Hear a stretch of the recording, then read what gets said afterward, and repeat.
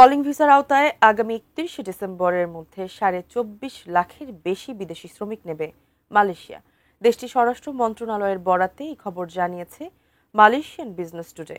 সম্প্রতি স্বরাষ্ট্রমন্ত্রী সাইফুদ্দিন নাসুতিয়ন ইসরায়েলের সঙ্গে দেশটির মানব সম্পদ মন্ত্রণালয়ের কর্মকর্তাদের বৈঠক হয়।